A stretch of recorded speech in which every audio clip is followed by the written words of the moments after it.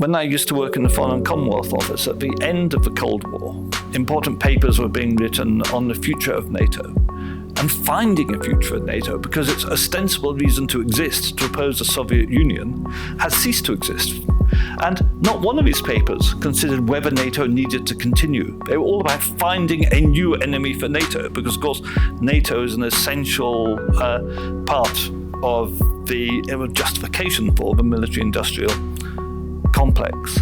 And NATO now becomes ever expanding and expands further and further away from the North Atlantic. In fact, you had NATO operational in Afghanistan. Why is the North Atlantic Treaty Organization conducting operations in Afghanistan? It's become simply a vehicle for United States hegemony worldwide.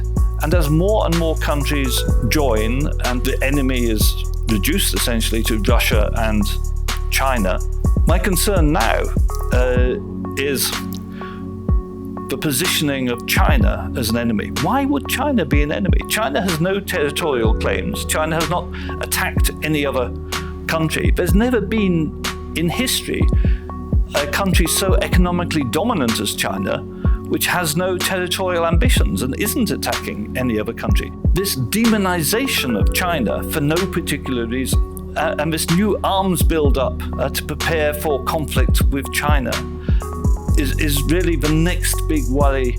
Military hegemony and diplomatic hegemony around the world is based on economic hegemony. You have to have that to start off with.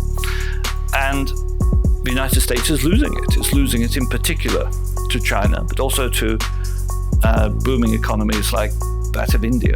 So the focus of power is bound to shift. Historically, it's just got to shift from the United States and its alliances to new alliances that reflect the new economic power in the world. And that's why BRICS came into being. It's why the movement not to use the dollar for international transactions has gained currency, and it's why so many other countries are now lining up to try to join BRICS. It's fascinating that the real diplomatic efforts to end the war in Ukraine are not taking place in Washington or New York. They're taking place in Ankara and in Beijing.